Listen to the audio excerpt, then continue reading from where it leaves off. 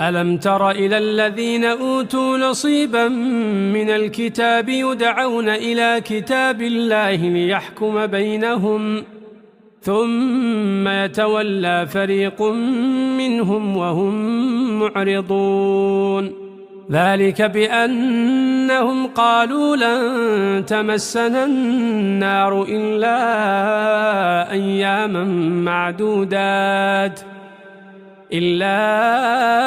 أياما معدودات وغرهم في دينهم ما كانوا يفترون فكيف إذا جمعناهم ليوم لا ريب فيه ووفيت كل نفس ما كسبت وهم لا يظلمون